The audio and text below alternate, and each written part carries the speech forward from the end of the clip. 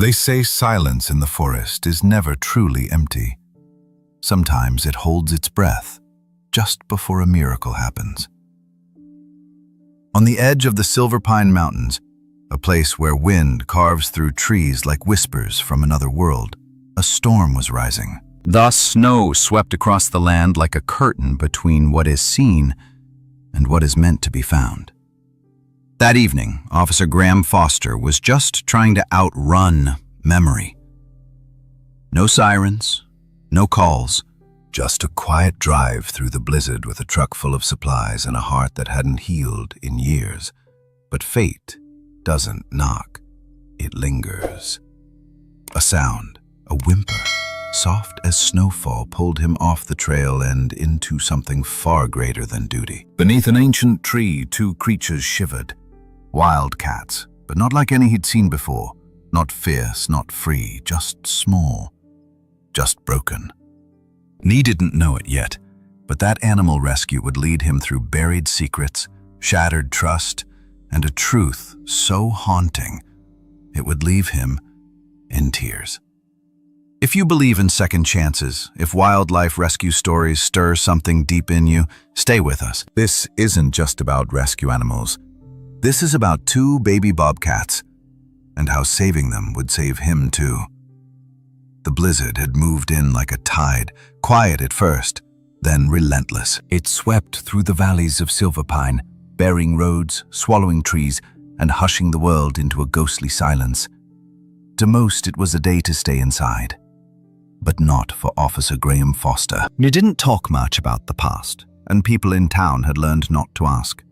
But if you ever saw the way he looked out across the pines after sunset, you'd know something heavy lived behind those eyes. That afternoon, Graham was running a supply drop to the Windmere Outpost Clinic. IV bags, gloves, antibiotics, the usual. No backup, no radio signal, just him and his thoughts, crawling through a white wall of snow in an aging 4x4 patrol truck. But fate, it seems, doesn't need a siren to be heard. He first heard it as a hiccup in the wind, something too soft to register as danger, but too sharp to ignore. A sound like pain trying to speak. He eased the truck to the shoulder, engine idling against the cold, and stepped out into the storm. The air cut through his coat like it had a grudge. Snow lashed sideways. Graham narrowed his eyes, scanning the woods through a crust of frost on his lashes. He didn't know what he was looking for, just that he couldn't ignore it. He found them, maybe 20 yards in, huddled at the base of a crooked pine older than most churches. The scene didn't make sense at first. The tangle of limbs, fur, rope. Then the wind shifted, and it was like the forest exhaled, revealing two small figures bound tightly against the tree. Bobcats. Young, barely the size of a shepherd pup. The cords looped around their torsos were thick, the kind used to tie down gear or livestock. But this wasn't gear. These were baby bobcats, frightened, shaking, alive but barely. Graham dropped to one knee, his gloves already soaked. One of the wildcats, the smaller one, let out a breathy rasp, more sigh than growl. The other didn't move, but its eyes tracked his every motion. Not feral, not friendly, just watching, like it had seen things no creature should see. Now, if you've never been near a wildcat up close, you should know. They don't beg, they don't plead, they endure. That's what made this scene so wrong. These weren't wild hunters. These were rescue animals, even if no one had planned on rescuing them. Graham pulled a folding blade from his belt and carefully cut the rope. It snapped back like a spring trap. The cats didn't bolt. They didn't snarl. They just leaned as if the tree had been the only thing keeping them upright. Taped to the bark, half buried in snow, was a scrap of paper, torn, weathered, nearly erased. 5 words. Too wild, too much, forgive us. Graham didn't move for a moment. He'd seen a lot. Drug dens in backwoods trailers, fires that took more than homes, frostbite on lost hikers who thought cell phones could save them. But this was different. Because abandonment isn't just an act, it's a decision. And someone had decided these bobcats didn't deserve a life. Maybe they thought no one would find them. Maybe they didn't care. But Graham did. He wrapped the smaller one, whose coat shimmered with silver and cream, in his jacket. The other followed, limping ribs too visible, fur stiff with ice. They let him carry them. That's how broken they were. By the time he returned to the truck, snow had swallowed his footprints. Inside the cab, the heater struggled, but Graham turned the vents toward the back seat, layered his blanket over their bodies, and set off back down the trail. The road blurred into whiteness. His hands clenched the wheel. His mind raced. This wasn't just wildlife rescue. This was something else, something planned. These were not accidental orphans. These were trained creatures, marked, bound, left. And Graham, for all his silence, had never been good at leaving things alone. Near back at the cabin, an old ranger's shack retrofitted with wood heat and too many memories, he brought them inside, careful not to startle them. The fire he built wasn't just for warmth. It was to remind them, you're safe now. He didn't name them at first. That felt too human, too permanent. But the smaller one, curious, twitchy, always the first to stir, started responding to the low sound of Nova. And the other larger one, whose eyes held too much silence, became Comet. Cute animals, maybe, but not harmless, not pets. Survivors. Graham didn't treat them like kittens, he treated them like equals, like soldiers who'd made it back from a war nobody else saw. Over the next 2 days, something shifted. Nova started eating raw meat chopped fine. Comet never let his guard down, but he stopped flinching when Graham walked past. Progress is sometimes just measured by what no longer causes panic. It would have been easy to stop here, end the story with a successful animal rescue emotional video moment. Man saves baby bobcats, world rejoices. But healing doesn't work like that.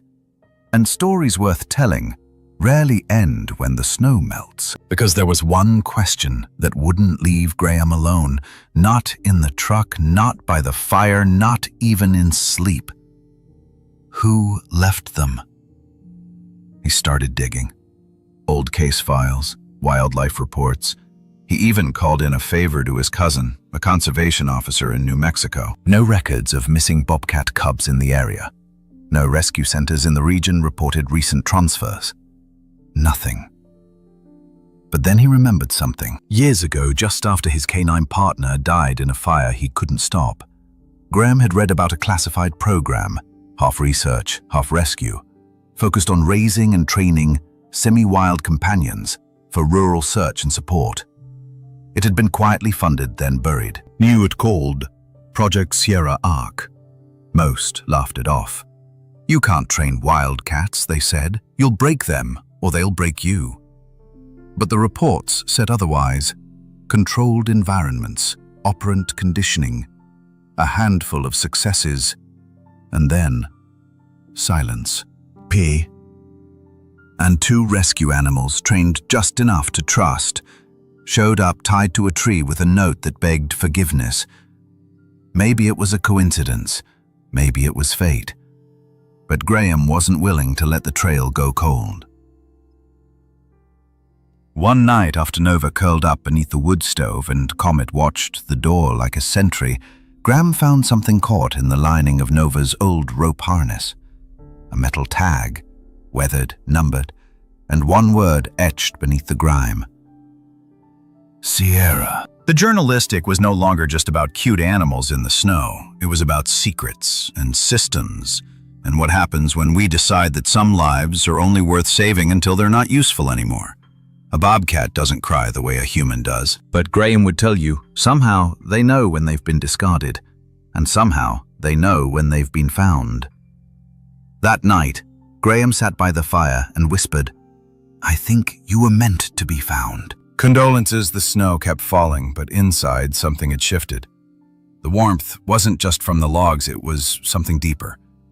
A promise that if he couldn't fix what had already been broken, he could at least protect what remained. Me and Hattie would start by uncovering the truth about Project Sierra Arc. Because these weren't just wildcats, they were witnesses, and somewhere out there, someone still believed they were forgotten. But Nova and Comet weren't just the last pieces of a failed experiment. They were the key to something far bigger. To understand where this story was going, Graham needed to look back to when they weren't orphans in a storm, but trained allies in a secret program few dared to speak about. And that meant revisiting the man who had raised them and vanished without a trace. Graham couldn't sleep that night. The fire was warm, the room quiet, and the storm had passed. But the question kept him awake like a knock in the dark. Where did these two come from? The answer, it turned out, wasn't just in the present. It was buried years earlier in a government-funded experiment no one ever talked about after it failed or was shut down. The program was called Sierra Arc. Officially, it was listed as a multi-agency wildlife rehabilitation initiative in the Rockies, rescuing, rehabilitating, and rewilding select predatory species. Unofficially, it was something stranger, a cross between wildlife rescue and tactical development. The idea was simple on paper and risky in practice.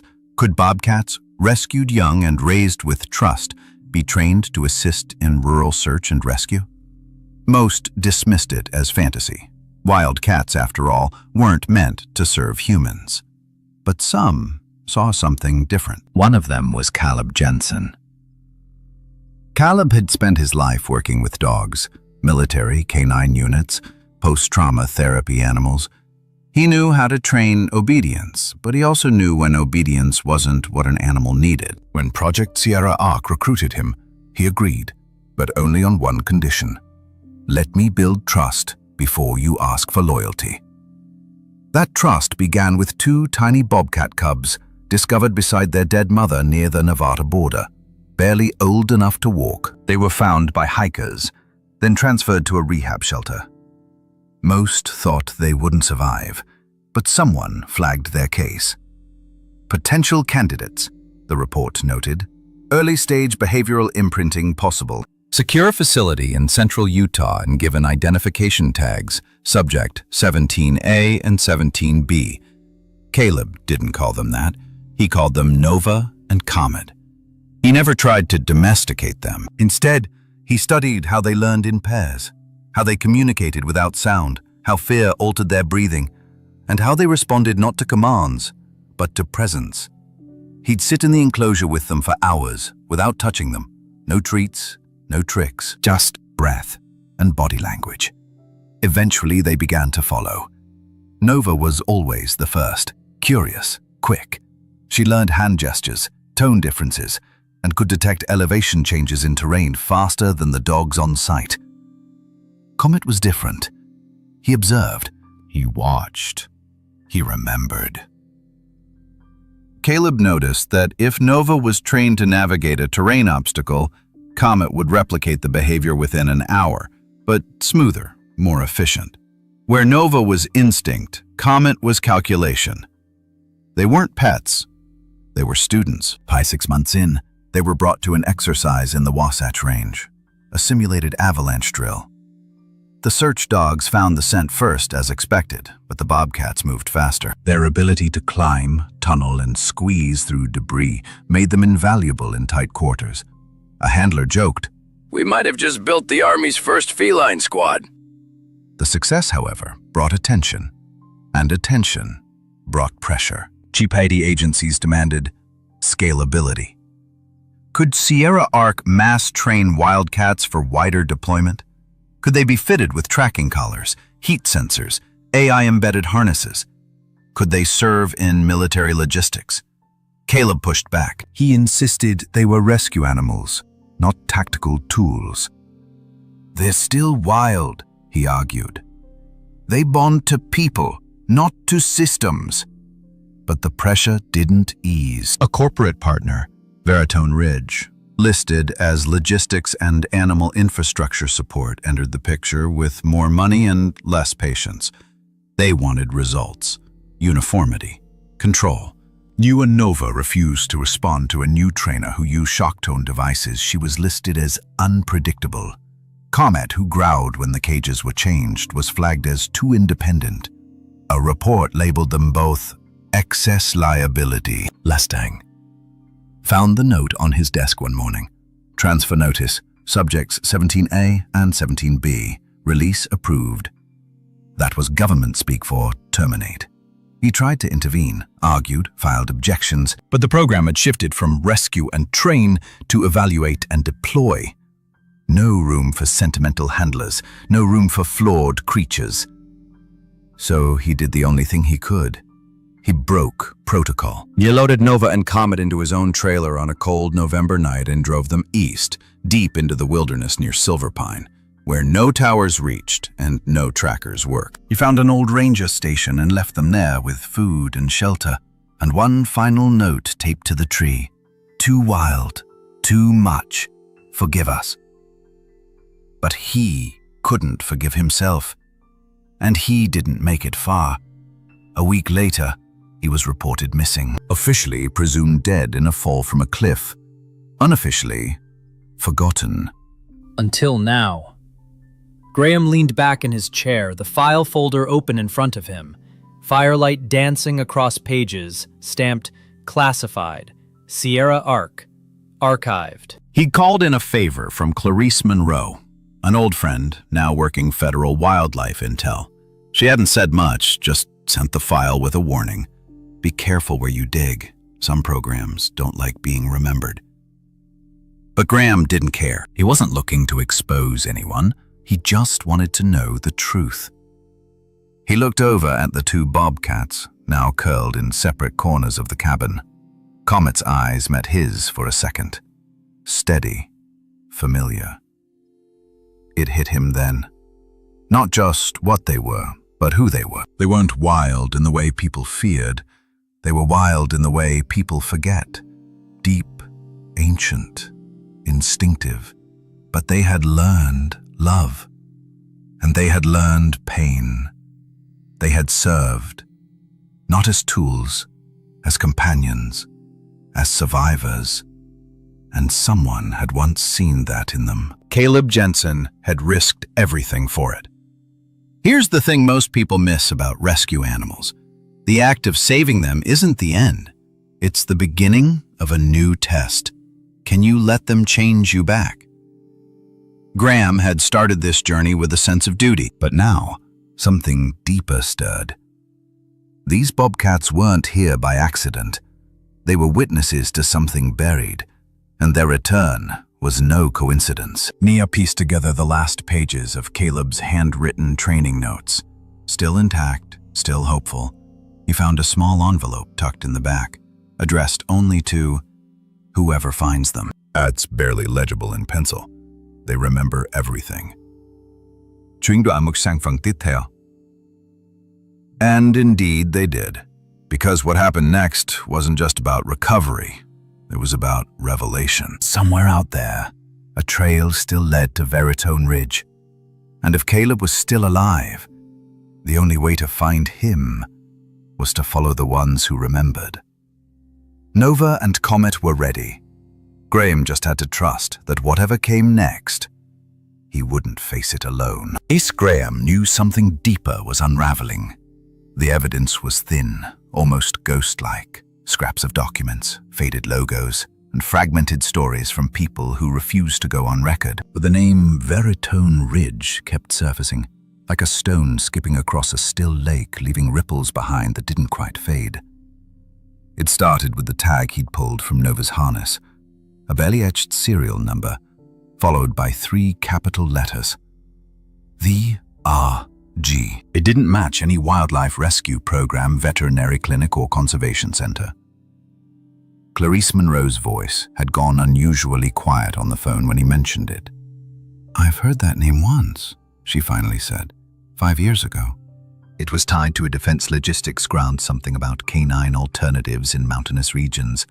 The trail went cold fast. Graham dug deeper. He tracked down a man named Dr. Walter Sims, a retired biologist who'd once consulted for the Department of Defense on animal behavior and environmental control. Sims now lived in a cabin farther off-grid than Graham's, near the Utah border, and agreed to speak, but only in person. It Graham a day to get there. The old man had white stubble, sun-worn hands, and eyes that held secrets like shadows held starlight. He didn't offer a handshake, just opened the door wide enough and said, "You found the cats, didn't you?" Graham nodded. Sims led him inside without another word. The cabin smelled of sage and dry wood. Maps covered the walls, topography, weather patterns, and trails that didn't appear on GPS. He poured black coffee into mismatched mugs and slid a thin, unmarked folder across the table. "That's everything I didn't burn," Sims said. Inside, Graham found internal memos, budget sheets, and surveillance stills. One image stopped him cold. A satellite view of a fenced compound built in the shadows of the Sonora Pines. The roof lines matched what Caleb had scribbled in the training notes. There were rows of cages, warehouse-sized structures, and a helipad. It was labeled VR Facility 4B. Veritone Ridge had never been a conservation group. It had been a contractor, hired not to heal, but to harness.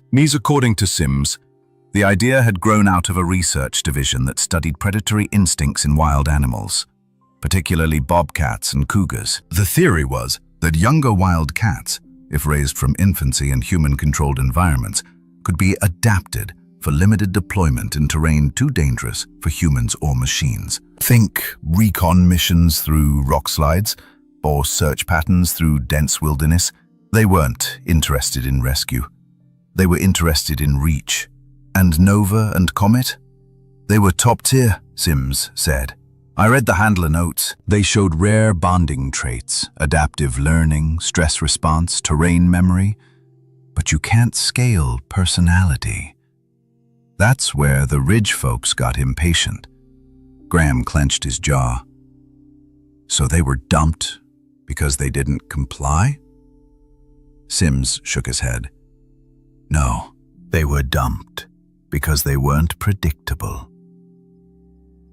It was a lesson Graham had learned the hard way in law enforcement. Institutions don't fear failure, they fear individuality. When something doesn't fit the mold, it gets cast aside. Not because it failed, but because it succeeded on its terms. That was Nova. That was Comet. And someone had ordered them removed. Sims leaned forward. You want to know the darkest part? Graham nodded. They weren't the only ones. The retired biologist opened a drawer and pulled out a dog-eared notebook. On the inside cover was a list, just a partial one.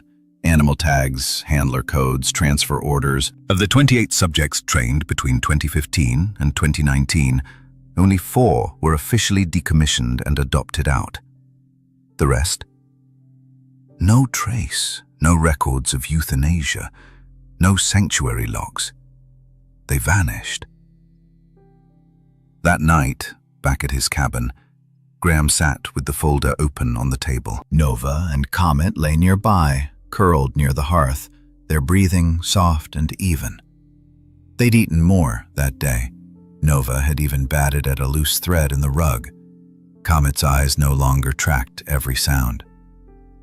But the quiet wasn't peaceful. It was heavy, loaded. Me at Graham in that moment. They weren't lucky survivors. They were escapees. He thought back to the rope burns on their legs, the way they'd trembled in the snow, the message on the tree. Forgive us. It hadn't been from a villain. It had been from someone inside who had known, someone like Caleb, who realized that letting them go even into a storm was still better than letting them disappear into a black file labeled non-compliant. There's a lesson here, and it cuts deeper than most. In a world obsessed with results, we forget the quiet value of resistance, not defiance, not rage, just the quiet refusal to surrender what makes a creature real. Nova didn't respond to commands because she chose connection over control. Comet watched instead of obeyed because trust isn't given, it's earned. And when they were deemed unfit, it wasn't because they failed. It was because they refused to stop being themselves. That's a kind of bravery we don't talk about enough. And maybe it's not just animals we treat this way. Maybe you felt that too. Cut off, discarded, misunderstood. Simply for not fitting into the plans someone else made for you. Maybe that's why animal rescue emotional videos hit so hard. Because deep down, we know the pain of being left behind and the miracle of being found anyway. Graham looked down at Nova, whose tail now flicked lazily beside the hearth, and whispered, "You're not broken. You're brave." The next morning, he packed a bag. No badge, no backup, just a plan. It was time to trace the trail to the source, because someone had tried to bury them. And Graham wasn't about to let it happen again. He didn't know what he'd find out there, if Veritone Ridge still existed, or if the people behind it had already vanished like shadows at dawn. But one thing was clear. Nova and Comet hadn't just survived the storm. They'd carried the truth through it. And if Graham was going to honor that, he'd need to follow where they led. The next step? Finding Caleb Jensen, if he was still alive. And if he wasn't, uncovering who tried to silence him. The first time it happened, it seemed harmless. A broom fell. Not hard, not loud, just a clumsy slip off the wall behind the door as Graham was stacking firewood. But in that split second, everything in the room changed. Comet leapt from the rug like lightning had struck, claws scraping against the hardwood, eyes wide, tail low, teeth bared, not at Graham, not at the broom, but at the memory. Graham froze, not out of fear, but understanding. He'd seen that look before, just not in animals. He lowered himself slowly, palms open, knees creaking. Comet stood there, still but trembling, eyes locked on the spot where the broom had landed. For a moment, there was no fire in the hearth. No shelter, no human presence, only the past.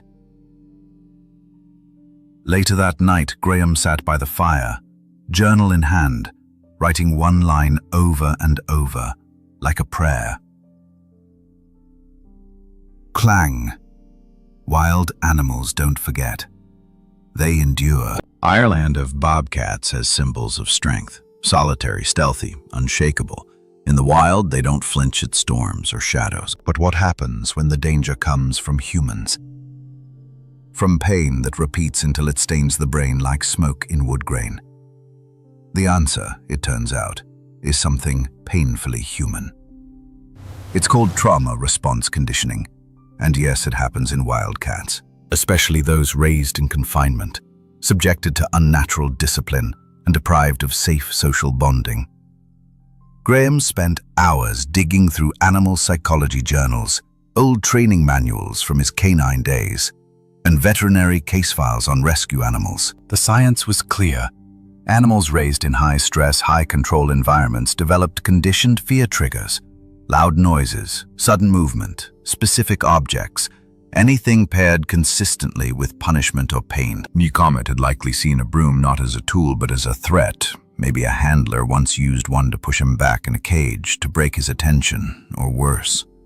Even after rescue, these triggers didn't vanish. They just lay dormant, like a forest under snow, waiting for heat to rise again.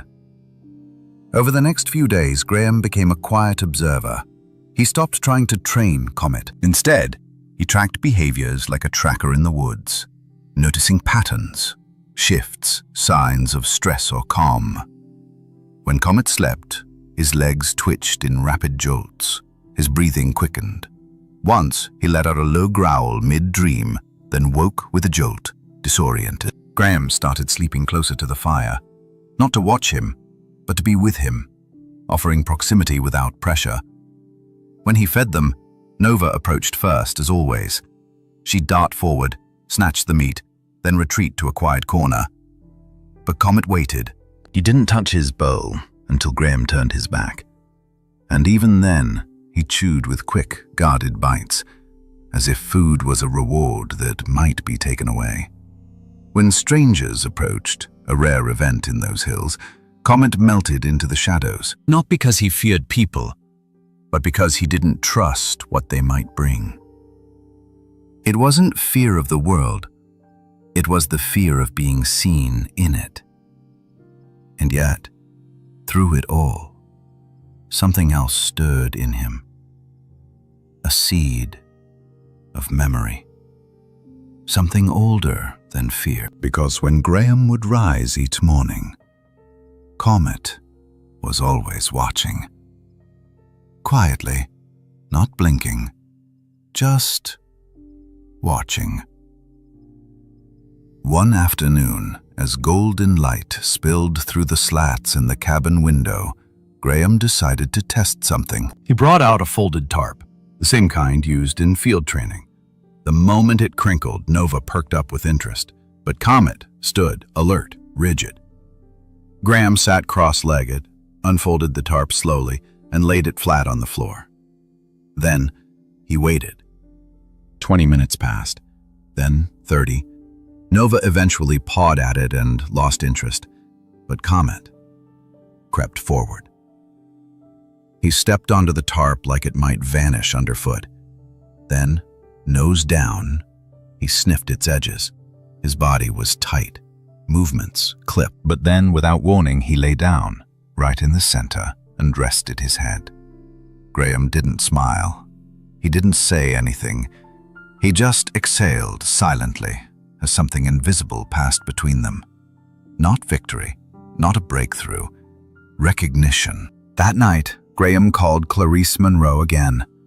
"Do you remember a trainer named Keir?" he asked. She paused. "Daniel Keir? Yeah, he was listed as one of the last active animal liaisons in the Sierra Arc program. Went missing, presumed dead." "I don't think he's dead," Graham said.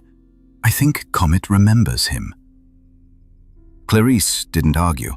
Instead, she said, "Then we find the trail." In the world of wild animal rescue, that, once the cage opens, the animal runs free and the story ends in sunshine. But the truth is more layered. A rescue animal doesn't need just food and warmth. It needs dignity. It needs to feel seen, not as a project, but as a presence. And that takes time, patience, sometimes years. Comet reminded Graham of that every day. Because trauma doesn't vanish, it reshapes. And if you're willing to listen, you begin to hear what they've carried. You hear it in the way a wildcat steps around certain floorboards, in how they lower their eyes but never turn their back, in how they flinch at the creak of a drawer, but not at the sound of thunder. Trauma isn't about fear, it's about memory. And wild animals remember everything. One evening, the power flickered. A gust outside sent wind howling down the flue. Comet stirred but didn't flee. Instead, he stood, stretched, and walked slowly to Graham's chair. He sat down beside him. Not touching, not seeking, just there. Graham reached a hand out, not to pet, but to offer space. Comet leaned, just slightly, until his shoulder brushed Graham's knee. And there it was. Trust not as surrender, but as choice. There's a lesson here.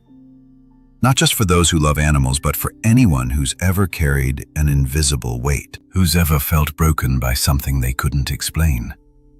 The lesson is this: healing doesn't ask you to forget.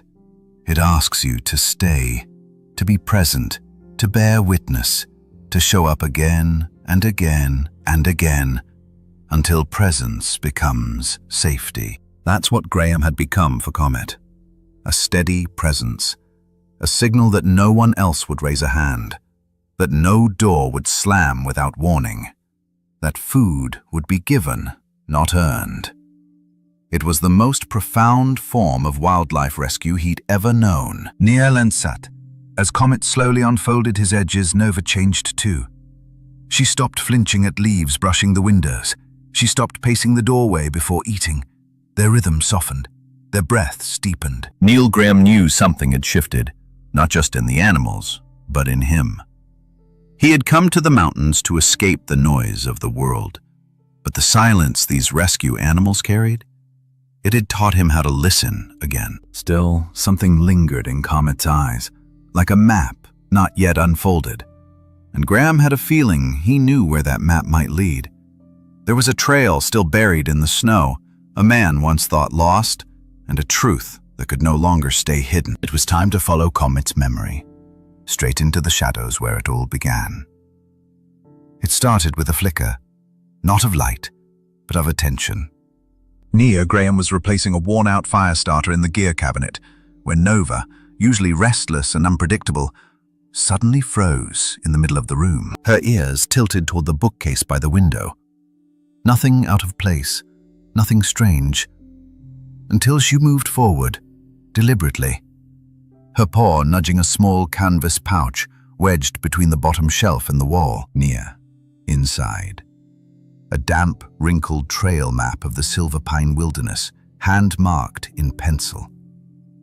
Someone had circled a specific ridgeline above Timberglass Creek, a route so outdated it had been erased from modern trail guides due to landslides nearly a decade ago. Folded between its pages was a second sheet, a sketch of a compound, squared fencing, trailer layouts, storage sheds, and one name scribbled in the corner: Caleb. Graham stared at it in silence, heart suddenly too loud in his chest. Caleb Jensen, the man who raised Nova and Comet, the man everyone believed was gone. But Bobcats don't keep things by accident, and Nova hadn't led him here by chance. Graham pulled on his jacket, shouldered a thermal pack, and quietly opened the front door. Snow crunched beneath his boots as Nova and Comet padded after him without hesitation, silent shadows against moonlit white. They weren't following him this time. He was following them. The trail to Timberglass Ridge wasn't kind. The elevation climbed fast. The wind whistled between bare branches like a warning, and snow had filled in most of the old switchbacks. But Nova led without doubt, zigzagging through fallen trees, pausing only when the incline steepened. Comet flanked behind, scanning every noise, every shift in the dark. 3 hours passed before Graham saw the glint of tin through the trees. An old ranger station, half collapsed, almost entirely buried in white. Smoke rose faintly from a crooked chimney. He paused, raised one hand gently to halt the Bobcats. "Wait!" Then, carefully, he stepped forward. A shotgun wasn't pointed at him, but it was within reach, resting on a crate near the door. Playing behind it, seated low to the ground, bundled in too many coats, was a man whose beard had grown wild and eyes sunk deep with age. One leg extended awkwardly, wrapped in cloth. Blood, old and dried, stained his pant leg. His voice rasped before Graham even spoke. "You found them?" Graham nodded. "They found me." The man's lips trembled, not from cold, but something else.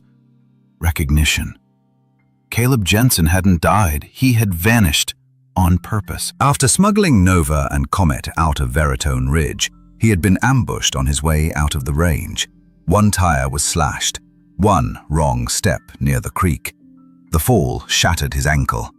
He'd crawled through 2 miles of brush before Nova, not more than 8 months old at the time, returned alone to the place where Graham had eventually found them. He had let them go, so they could live. "I thought they were gone," Caleb said hoarsely, or worse, taken back. "They almost were," Graham said, "but they made it through the storm." That sentence hung in the air longer than the fire's crackle. Over the next hour, Caleb explained everything. How Veritone Ridge's contract shifted from wildlife research to defense applications. How the training went from partnership to dominance.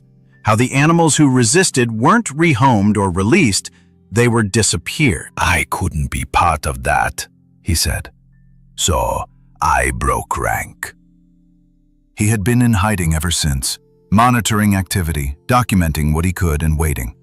waiting for someone to notice the program didn't end. That animals like Nova and Comet weren't anomalies, they were survivors of something darker.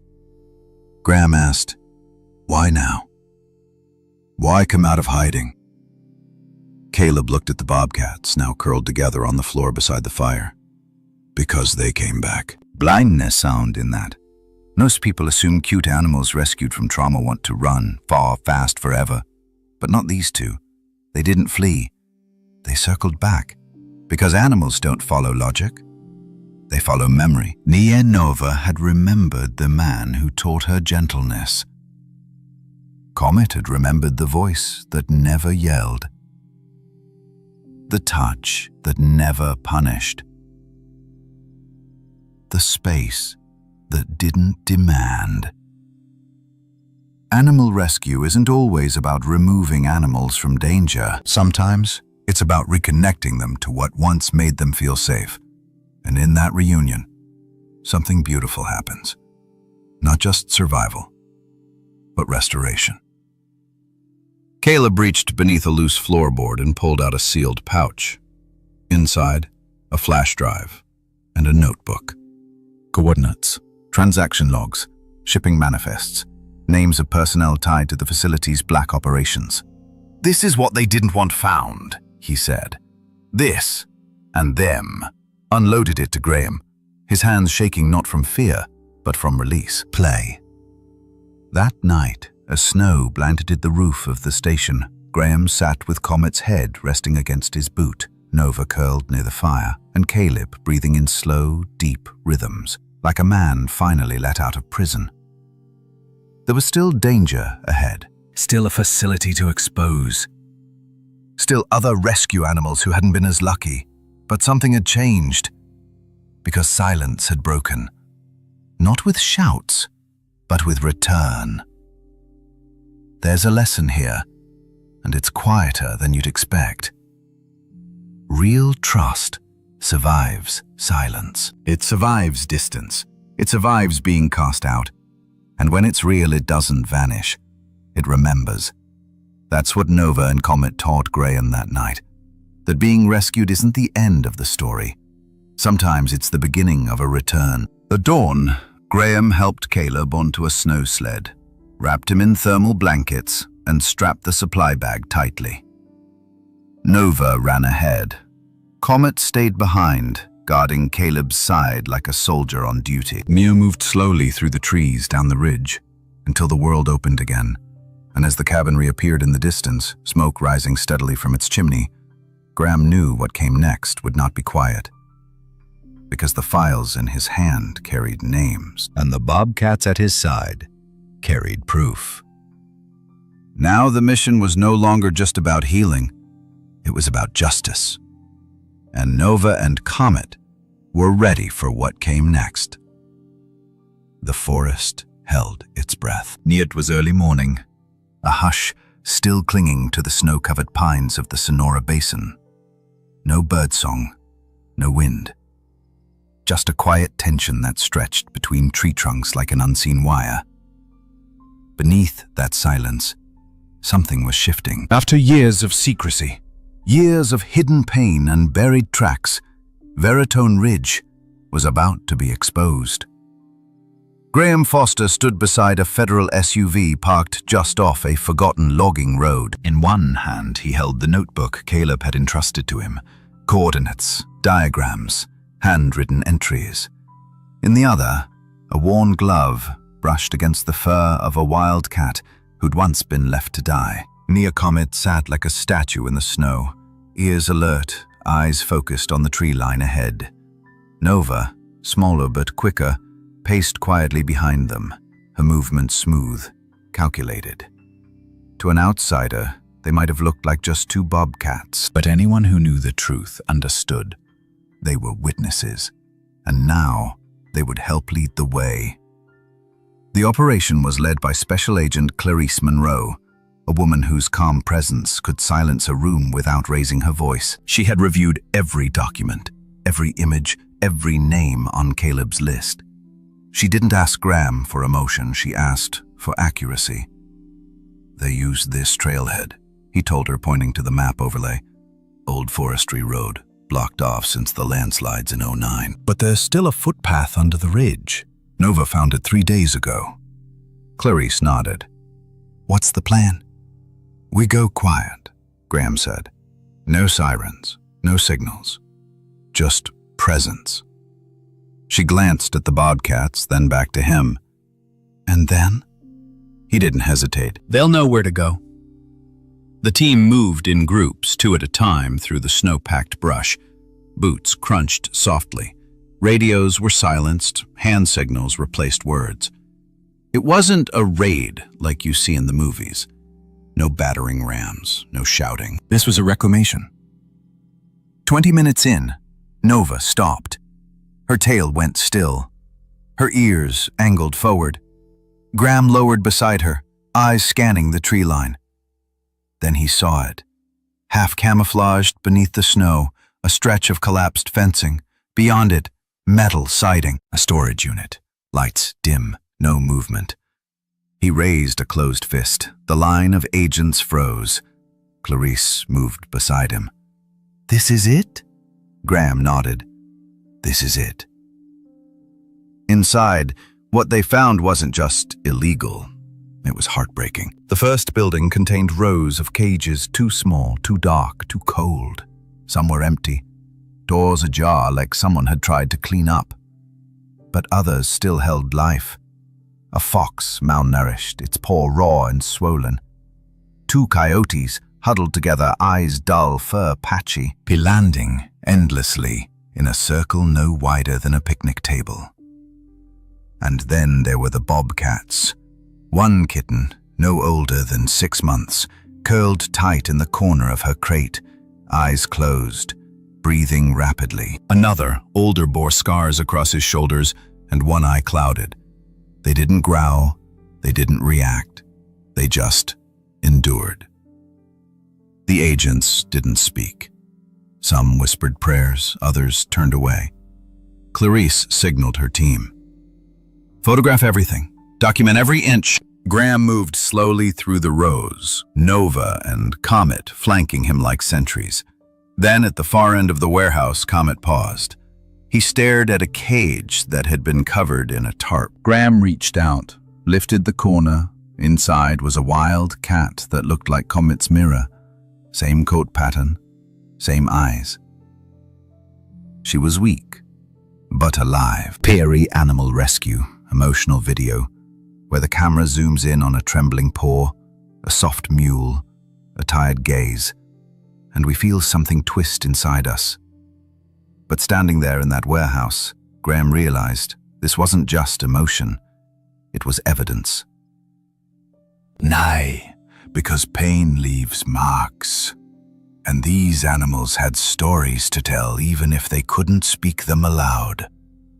Outside, behind the second building, agents uncovered a vetting station. Tables stained. IV bags are half used. Training collars lined up like tools in a mechanic's drawer. None of them is humane. None of them is legal. Veritone Ridge had operated like a factory, disguising cruelty behind a veneer of science. But today, the silence broke. Agents filed reports, photos were taken. Live footage streamed back to regional HQ. A second team arrived with animal transport vehicles and emergency medical staff.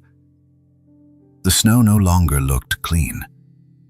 It looked like ash. As the sun climbed higher, warming nothing, Graham stood alone for a moment at the edge of the clearing.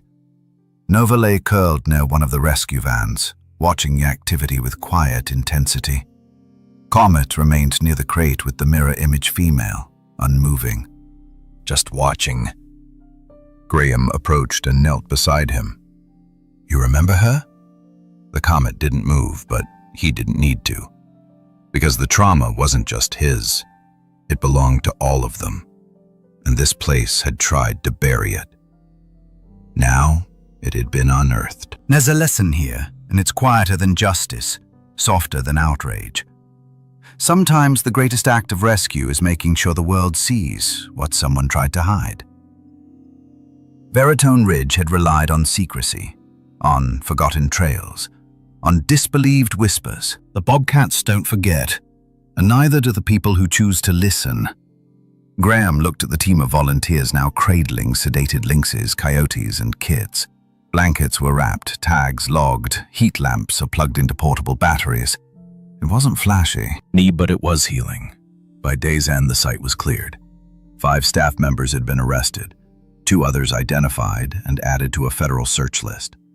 Charges ranged from animal cruelty to unlawful research practices to federal contract fraud. But Graham, the numbers didn't matter. What mattered was that every single animal removed from that compound was leaving with a second chance. That night, back at the cabin, the fire burned low. Nova slept soundly, her tail twitching only slightly. Comet, always watchful, lay beside the door. But this time, his eyes were half closed.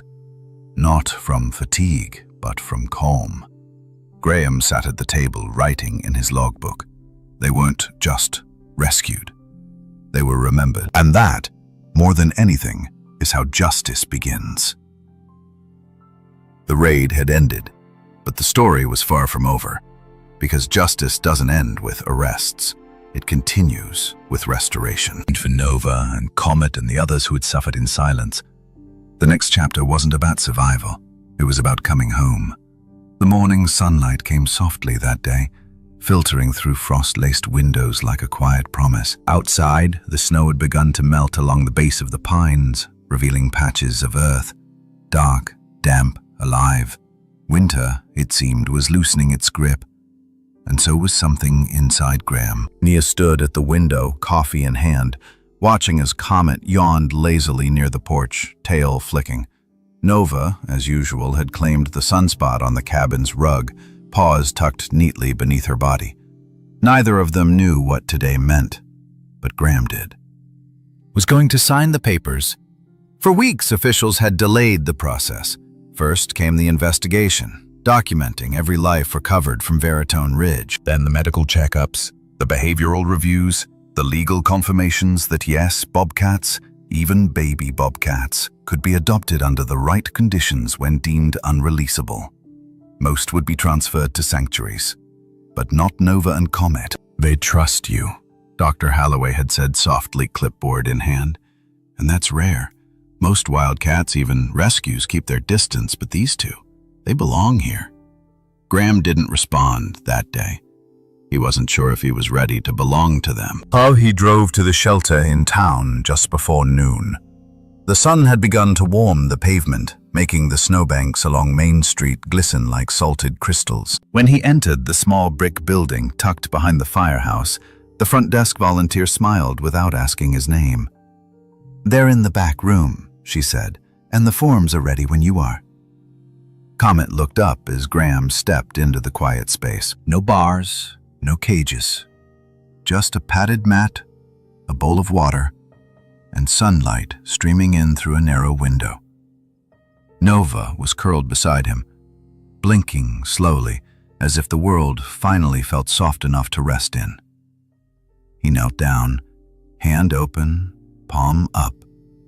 Nova stood first, walked to him, nuzzled against his chest.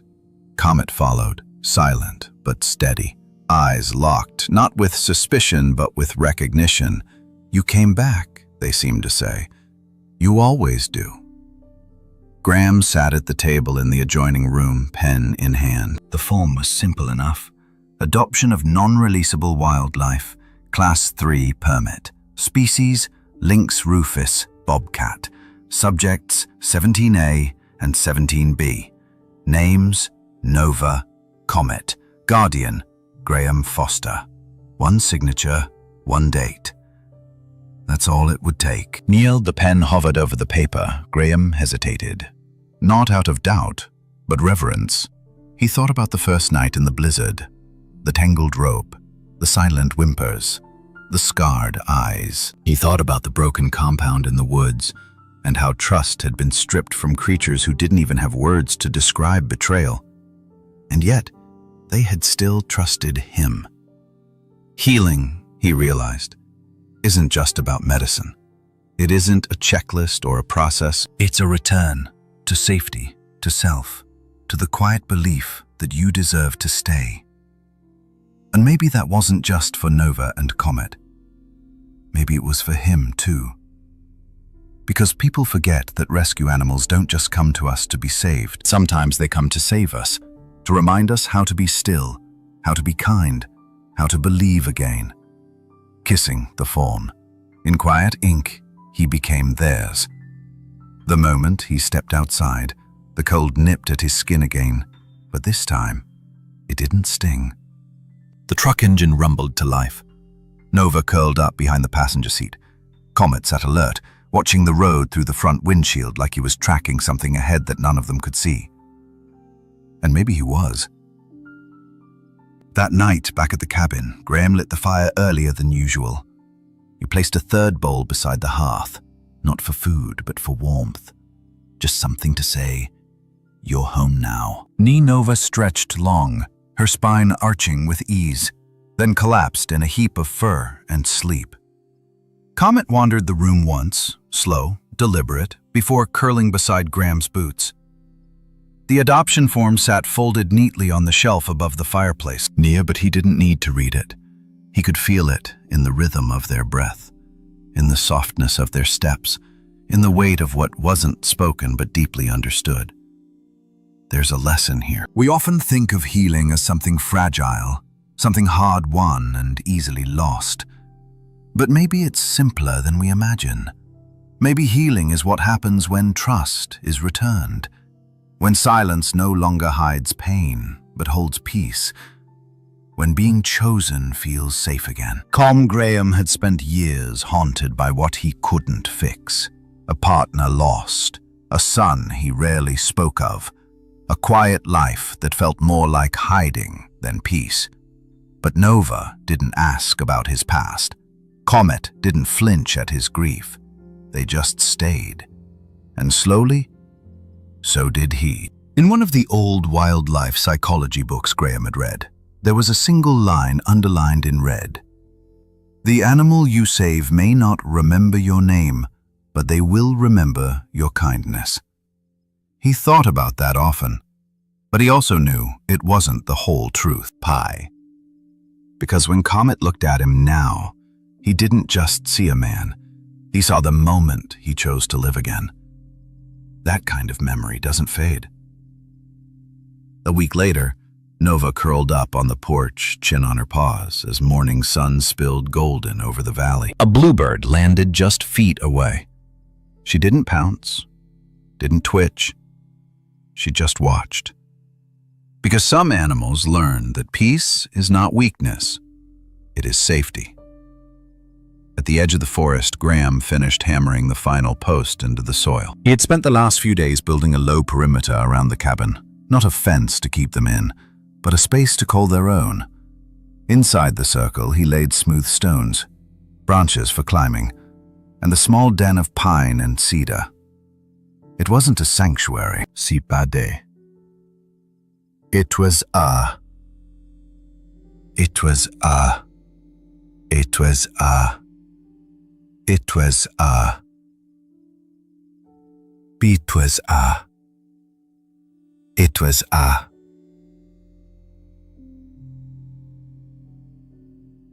Beep was a.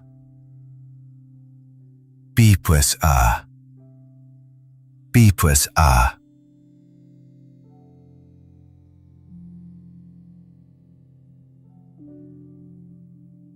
Beep was a. Beep was a. Beep was a. Beep was a. Beep was a. Beep was a. Beep was a. Beep was a. Beep was a.